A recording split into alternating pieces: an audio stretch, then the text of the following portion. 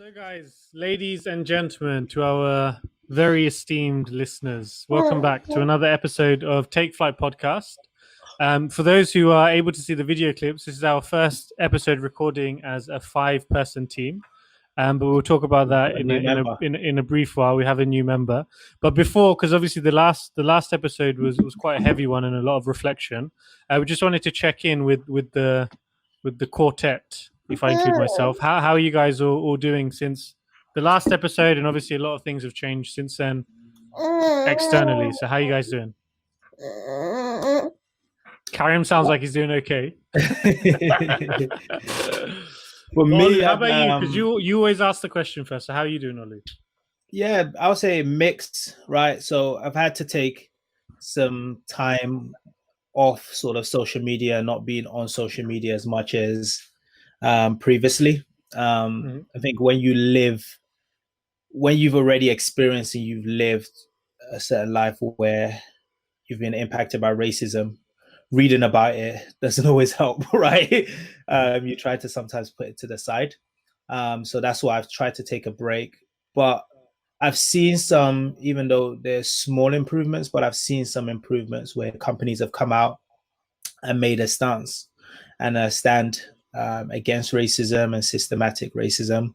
And also some companies have actually opened up their wallet and put their money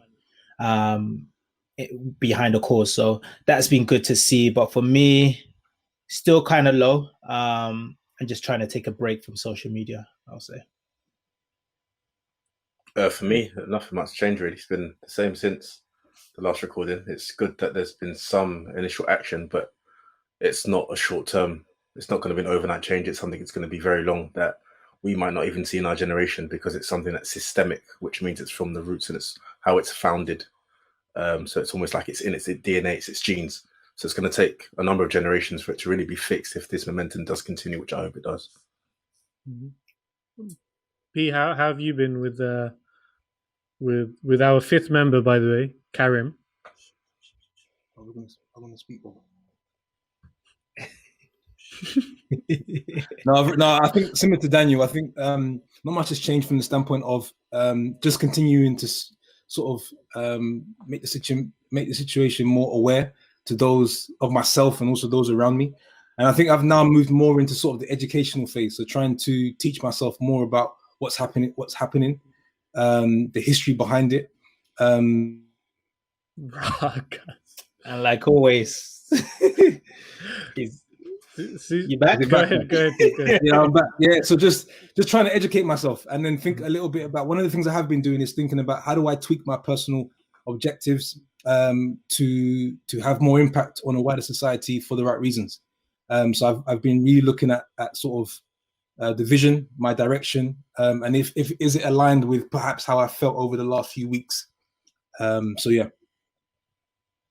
Cool. Yeah, I mean, from my side, I mean, I don't really have much to add apart from what you guys have already said. I think for me, again, being an outsider looking in, it's just been a case of educating, sharing it with as many people as I can. It is encouraging to see that the world and large companies, etc., are taking action, being vocal. But as Daniel said, these issues are so ingrained in the world's DNA; they will take time, and it may take generations. So let's see how it progresses. But the dialogue is moving in the right direction. But on that topic of generations, we actually have a member of the next generation with us today, and this is a perfect segue into what we would like to talk to you about. So first of all, probably a round of applause for our 5th member of Take Flight Podcast, Karim Timbo. Who's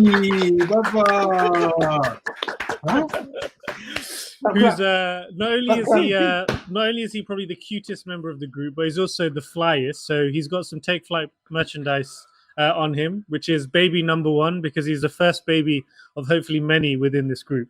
I think Olu's next, right? Oh yeah, I think so.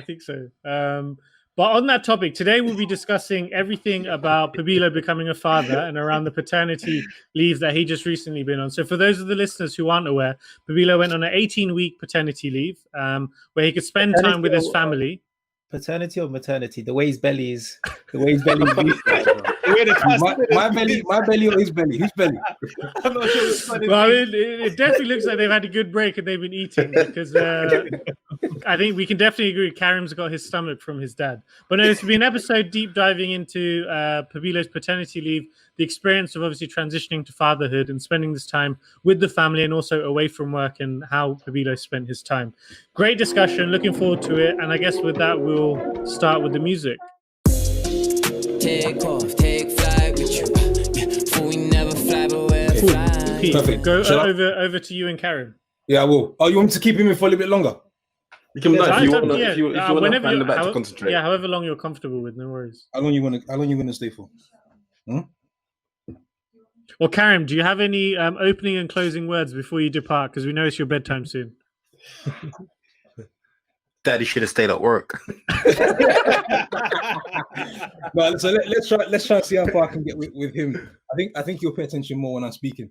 No, I think no. I thought it was yes. I've just come back for all the listeners from an incredible 18-week paternity leave, and I wanted to sort of use this platform to share kind of the sort of background behind it. Why 18 weeks? Because that some people who listen to that are going to think, what company do you work for?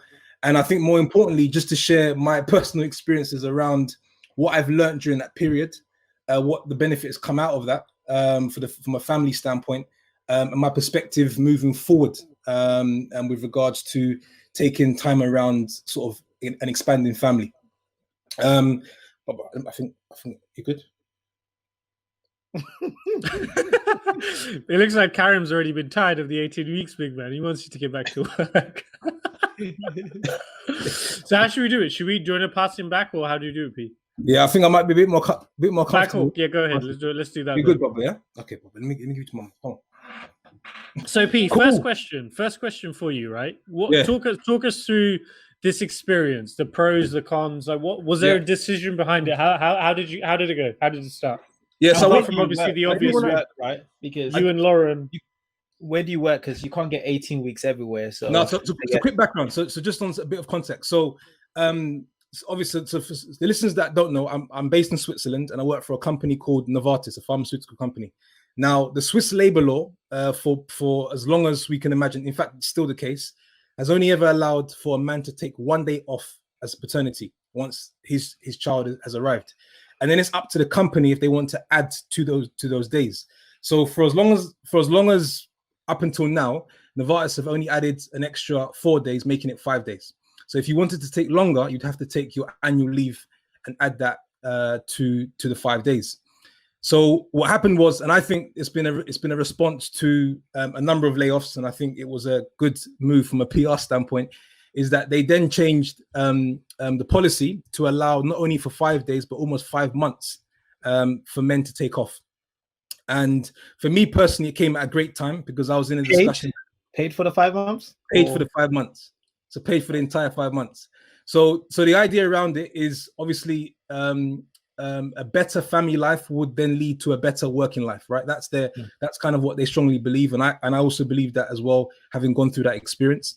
And it came at a perfect time for me because I was going through discussions about the role being made redundant, and to be honest, I needed a break from the corporate race.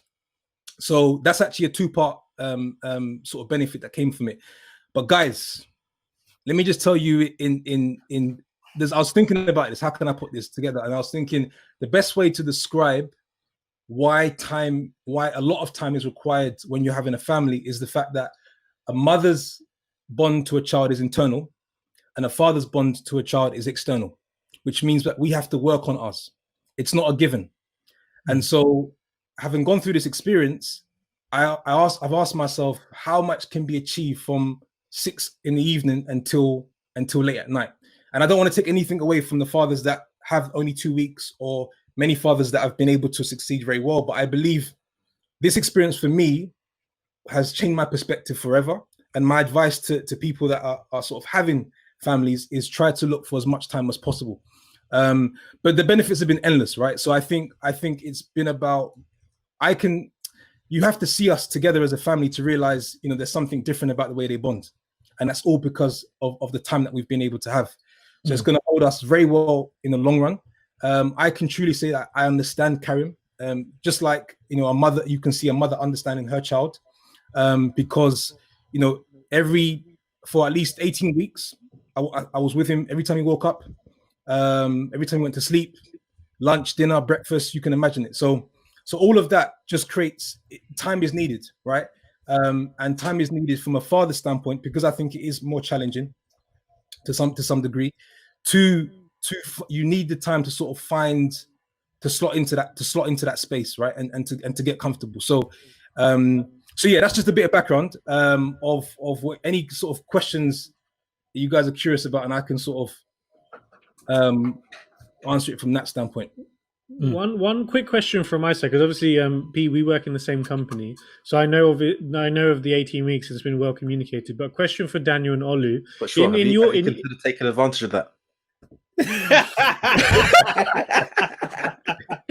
Well, I mean, God willing, I want to have 5 kids in the future, and I'm hopeful. But the thing is, the way that I'm operating, I probably won't. By the time I have kids, it'll probably be 52 weeks paternity leave, so there'll be a bit more time to build in. But no, building on that, I wanted to ask you guys, in your companies or what you've seen in other organizations, what's the expected paternity leave, and are they also shifting towards this trend of longer breaks for fathers? Well, I think that in the UK it's very different to Swiss.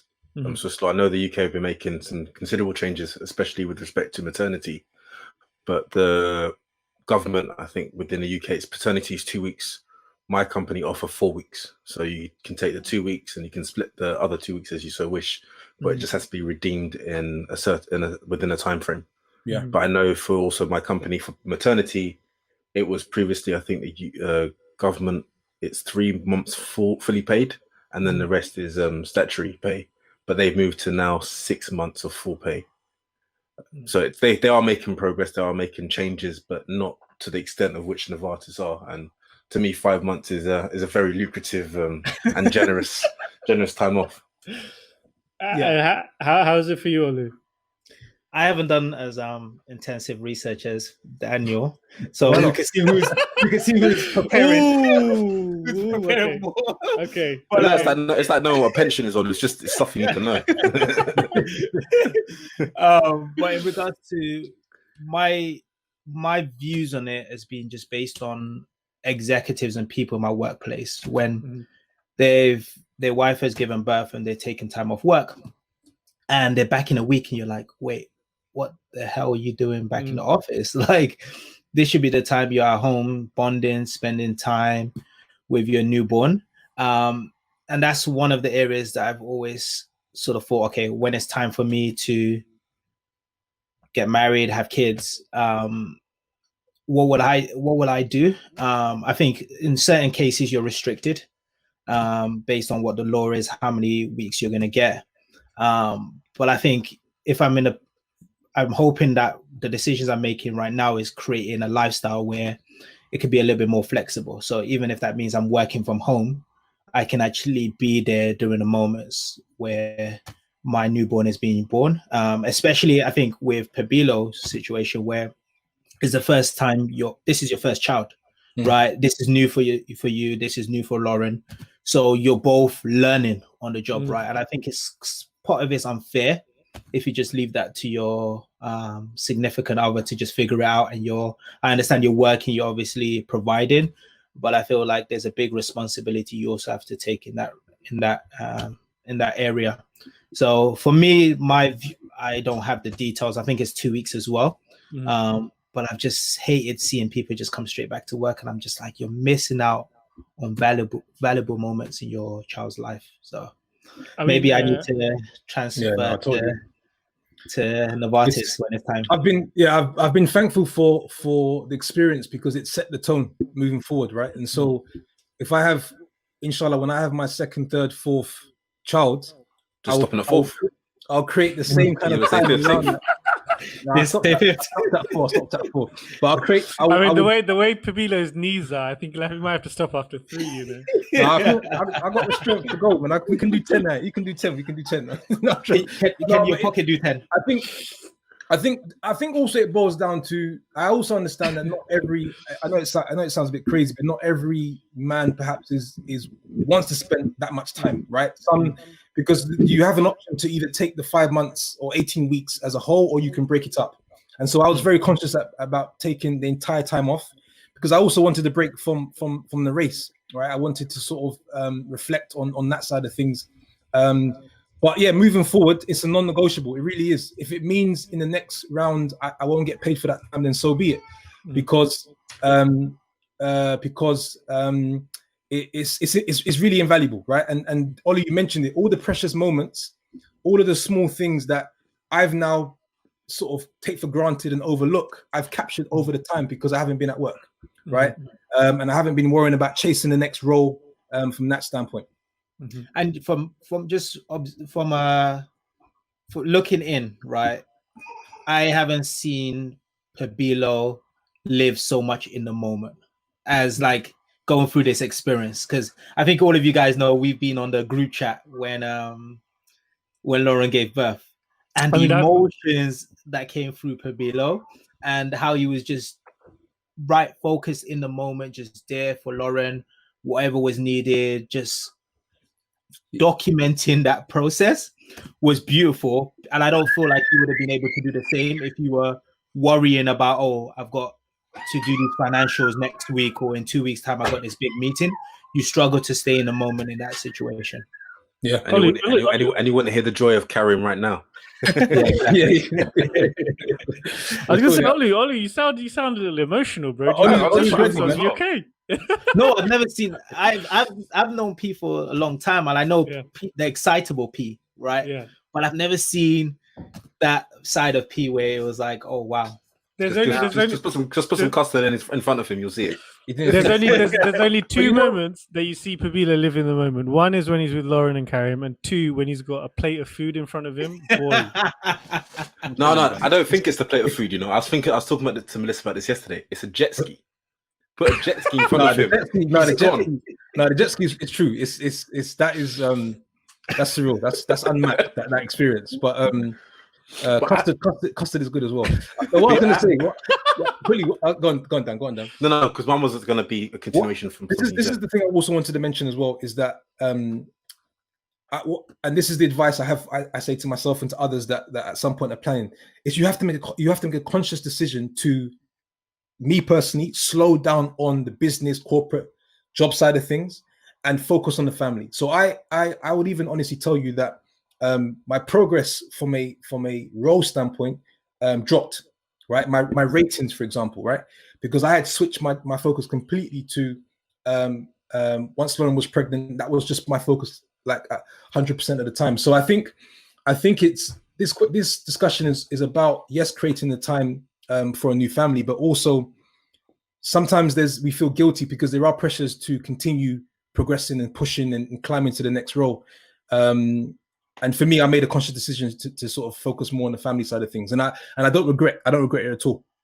And was there any other? I don't know if that's even a con, because it just seems like at the time a deprioritization. But you mentioned a lot of the benefits, P, about getting closer, having that bond with Karim, etc. Has there been any other cons to it apart from maybe deprioritizing some areas?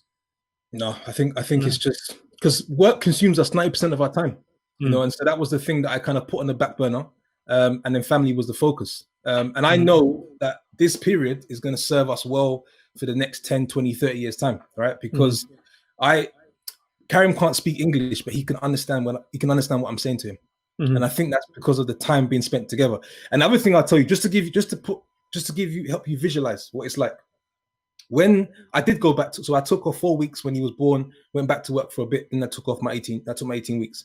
When I went back to work, after spending about 4 weeks at home, settling everything down after Lauren came back from the hospital, I would come back from work around 6 o'clock, 6:30. And he was like, what, 5 weeks? And he'd be sleeping. And I was pissed at the fact that I hadn't had a chance to play with him. So I woke him up. I said, come on. What are you doing? What are you getting in bed for? And Lauren was like, what are you doing? You can't do that. I said, no. I haven't. You trying to tell me I'm going to come home from work and I've got to see, when am I going to see him? Right. So I think I tell you that story because that's the reality, right? Most of us get home at 7, 8, and the newborn. So for me, it wasn't enough to come home and see him sleeping and be like, oh, that's nice, and go to bed. So I needed to, that was I just wanted to give you the sort of what it actually is like on a day-to-day if you're working. Maybe building on that, and we can open it up for the group as well. Do you think, like there you mentioned, Pete, that you were at work, you'd come home at 6, 7, but sometimes for a lot of people they're coming home later.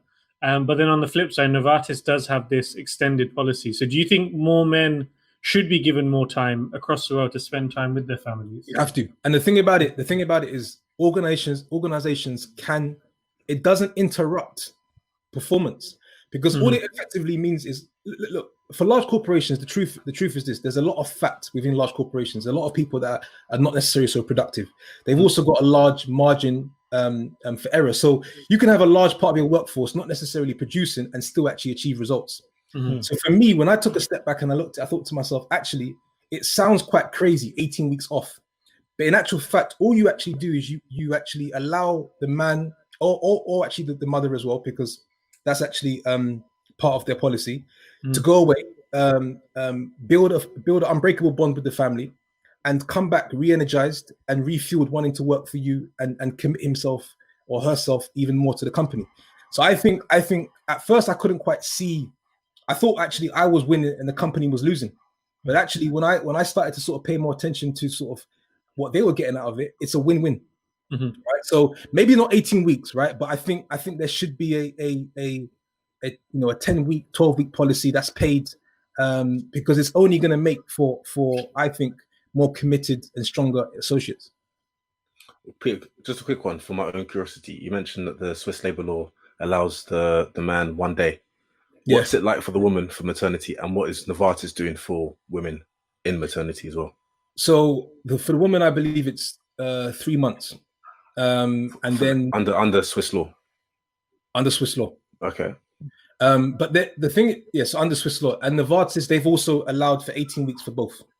So both male and the female. In addition to the 3 months. In addition to the 3 months. Okay, cool. So yeah. And then, but so what I will say though is that the labor law has probably been designed that way because their model is very much wanting to create a system of stay-home mums, right? And so it's 1 day for the man because it's to get us out and working 24/7, and because you see a lot of that. A lot of families in Switzerland, the mother is at home with 1 or 2 children, and the father's working. So you have to ask yourself as a man: is that the model that you want for yourself and your family? My question is going to be: now that you've experienced more time at home with Karim than you have at work with him being since he's been born, how are you going to continue to foster and build that bond and that relationship with him as you transition going back to work? Although now it's different circumstances, it's from home, but when it's time to be back in office, how do you aim to continue building that relationship with him as he goes through his early years? I think it's a great question. And I haven't thought about it yet because we're still in this sort of lockdown period. But I think what it will do is make the point of leaving at a certain time every day after work, from work, to make sure that I preserve that evening with the family. Right. And so, because I know how precious that time is. So I think you get to a point where you start to manage your day and your workload during the day at a certain point to allow you to leave at say 5:36. You care less about what people think, right?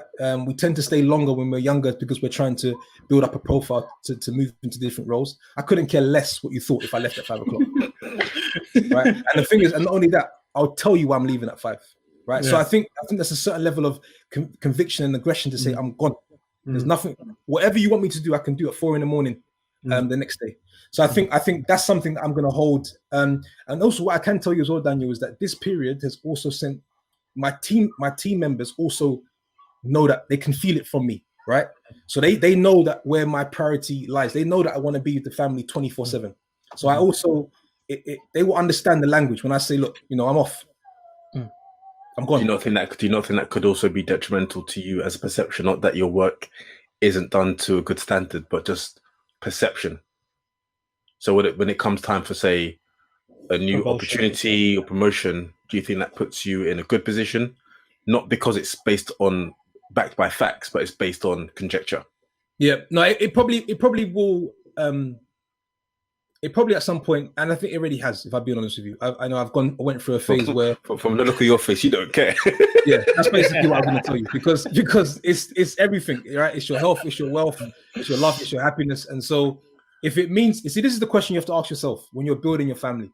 If it means more energy to a particular entity or business over the family, personally for me, then it's not worth it, right? Because once you do achieve a certain level of success or a certain role, right? Look, I tell you this way, right? This is another way someone told me this. In life, you're always juggling about 3 balls. You've got a career ball. If you drop it, it will bounce back up. It's rubber. You've got another ball, which is like your social life, personal things that you do. If you drop it, friends or whatever the case may be, it will bounce back up as rubber. You got another ball in your hand, which is a family one. If you drop it, it breaks. It's glass. It's not bouncing back up, right? And so, to your point, Daniel, is that I struggle to answer the question directly, because really and truly, the answer is I don't care. It's not. I'm trying to find a nice way of saying it, right? But because I guess some people could see that as I can't even find the worst because you're almost making me compare. No, it's just that your goals have now shifted from what may have been career oriented to now more family. It's fine. It's still not. It's not important. It's just not taking number one spot at the moment. And then the other thing was going to be in relation to your role. I'm not sure. Does it still require traveling? No. Okay, so I was going to ask, what's your take on now having to travel with a young family? But okay, that's all right. What do you mean, like if the role required me to travel? Yeah. So before one of your previous roles, where every couple of weeks you were traveling.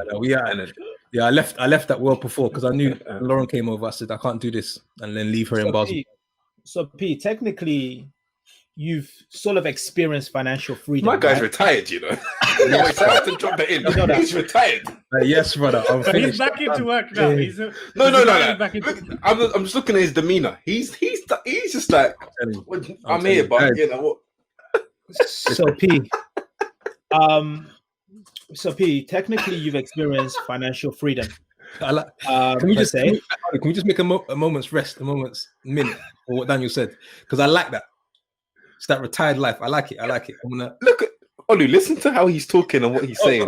He's saying that based on the fact that Novartis are paying him. No, he's saying it. But then tomorrow morning he'll be like to his manager, anything you hear on the podcast was just say it. He's like, I was only joking.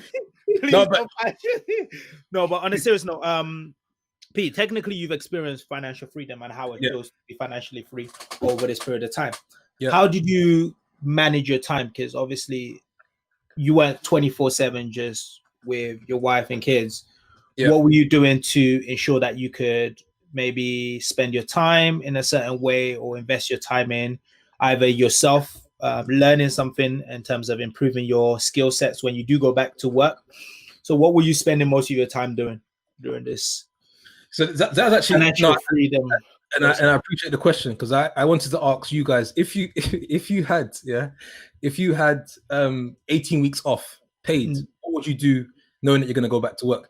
But to answer, just to quickly touch on that, because I did want to send that message also, because we are working towards that space of freedom.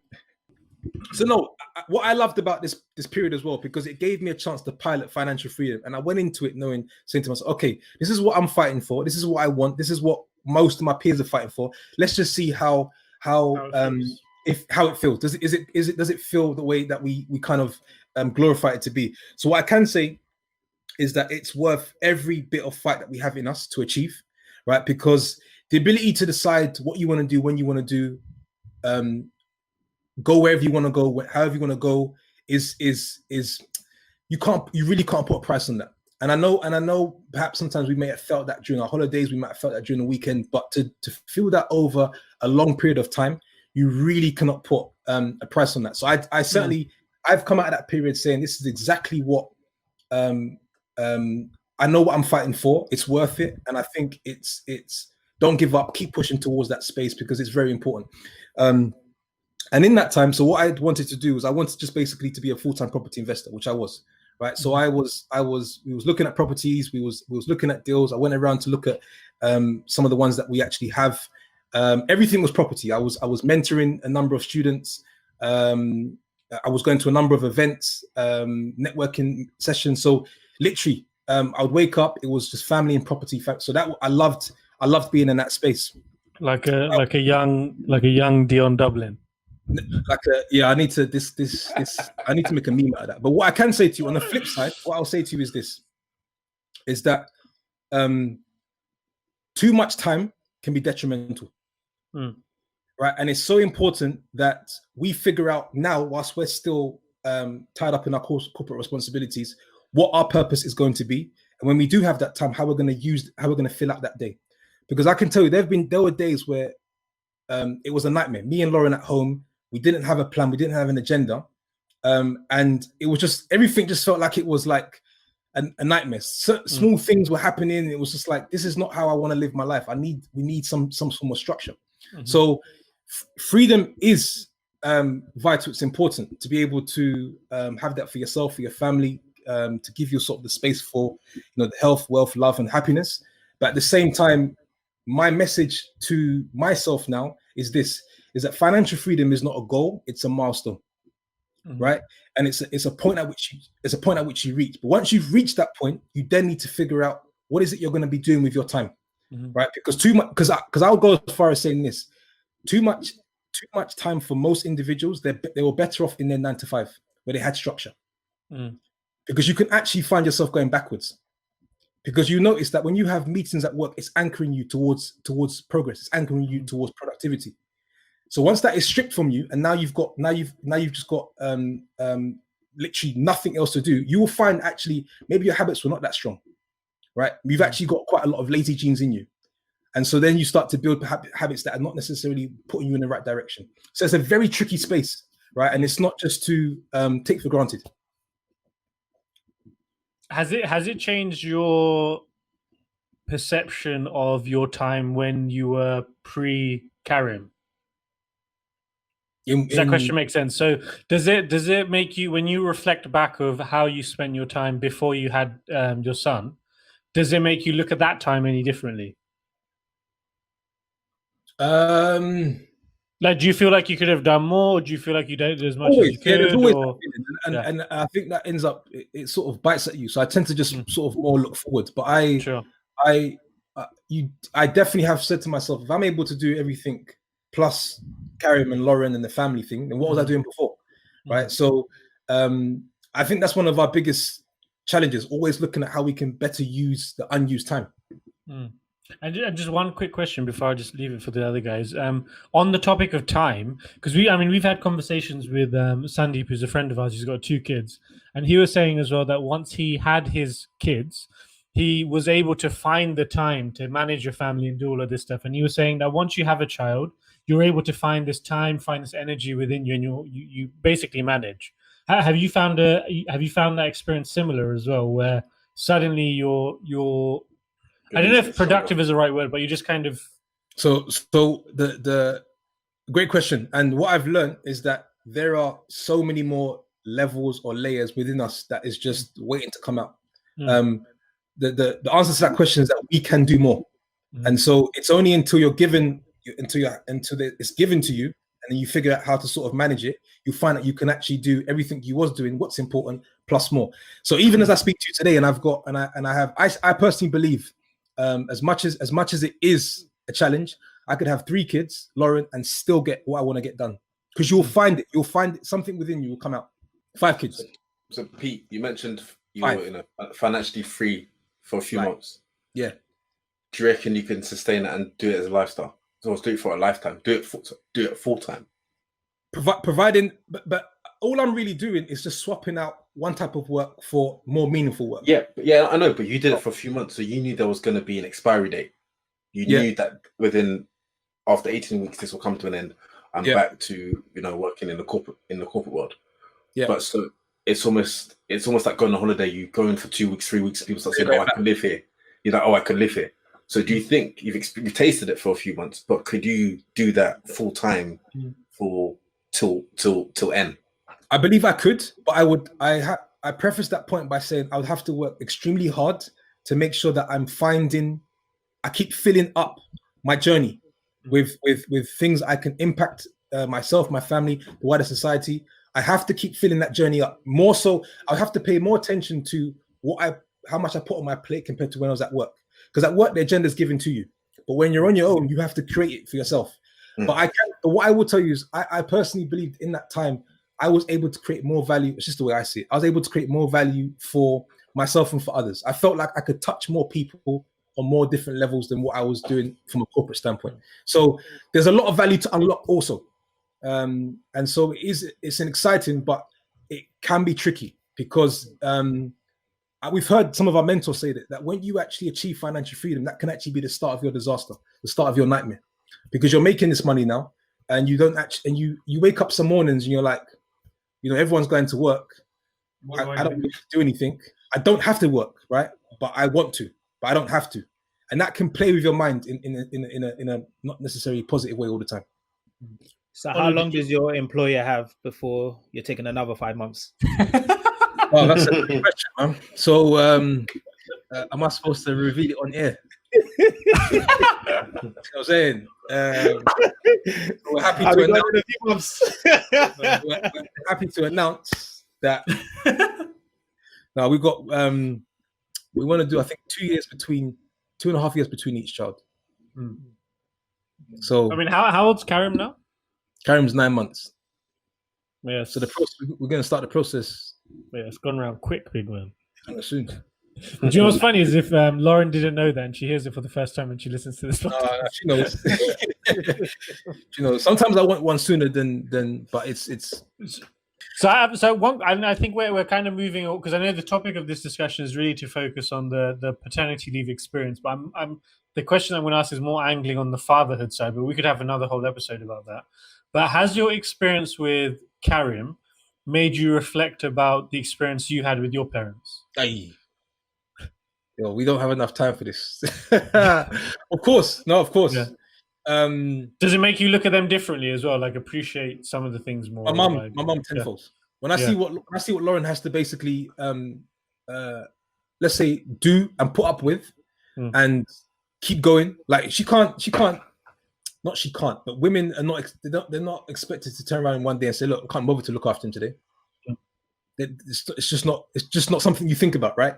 So I had a profound respect for my mother, and I also understand how challenging it can be if you haven't planned, if you haven't got the time, if you haven't got the 18 weeks, and you've got perhaps work or your location, you're moving. It can be quite tough from a male side of things to sort of get things right.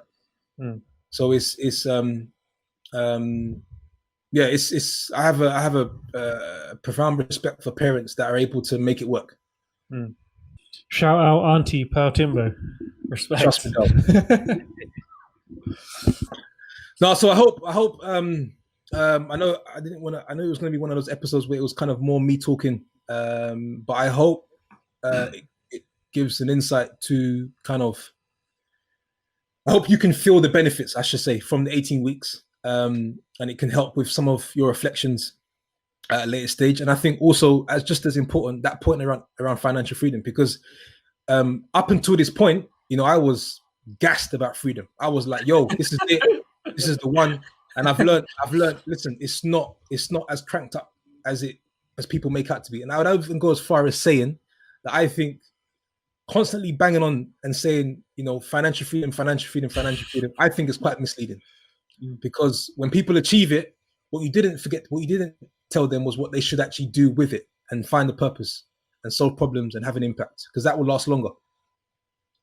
So my final question to you, P, is what are you least looking forward to going back to the office and almost having to fit your life before Karim into life with Karim? I'm least looking forward to coming home and Lauren telling me that he's done something, and I have to find out through her telling me or through her sending me a video or a picture when I'm at work, right? Because so that's something which I'm not looking forward to, because every single thing he's done, you name it, his first steps, his sounds, crawling, you name it, I've seen it. Right. And if I haven't recorded it, I've celebrated around him and these kind of things. So not exactly looking forward to finding out what he's done for the first time without me.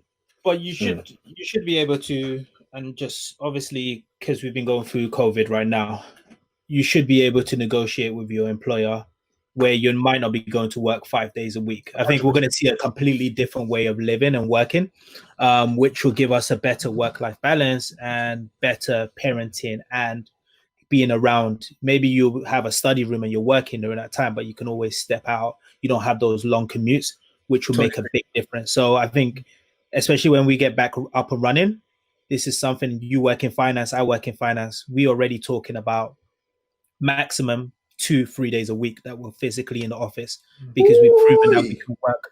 We've proven that we can work remotely. So that's going to make a big difference to everything that you've mentioned, because you said whilst you've been financially free, you've still been working, trying to gain a routine. So if you're able to be at home and working, right, you can still have that purpose and managing your time, but not miss that moment, that valuable moment with your kids. So I think that's what employers need to do a better job at, is give the option for someone to work, but not actually have to physically go into the office. But obviously that's obvious. There's restrictions based on the profession, because you can't be a doctor now and be like, oh, I'm going to be doing operations for my front liver. Just on that point really quickly. So I think that's been that will be one of the biggest blessings from this COVID-19 period. One of the things that the executive said in one of the calls I've had recently is that he said now he sees it this way. He actually sees it as working from home as a standard, and now I have to understand when I'm needed in the office to have an impact. For sure. But so it's interesting how it's completely flipped, because I think people have actually invested in their home office and they can actually see themselves, MS Teams work well, Zoom works well. So, and just quickly, just to let people know, I've been back to work now for a couple of weeks, and it's great because I can still play with Karen when he wakes up. We can go for runs in the morning. I can come back. It's perfect, right? So I'll definitely be leveraging the situation 100%, dog. That's good. Cool. That's good. So one last question from my side, P. So of the last 18 weeks, is there anything that you would have done differently? Yeah. So what I would have done differently is I would have tried to go away on holiday. That was obviously interrupted by COVID. I was actually thinking about putting a holiday together in Dubai, and then that literally COVID came. So I as much as I enjoyed playing a property investor full time for 18 weeks, I know Lauren. I know I should have. I really would have really wanted to give Lauren more than anything a holiday. Okay. And so I need to. Yeah, I'm working on that in August. Dope. Guys, I appreciate you listening to me.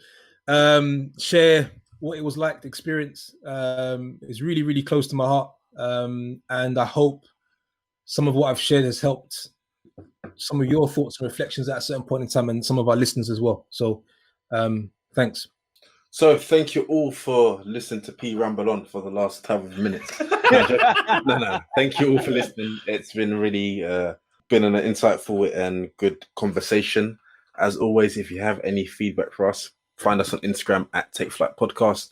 You can email us at takeflightpodcast@gmail.com. But for now, that's all. Stay well and God bless. Take off, take flight.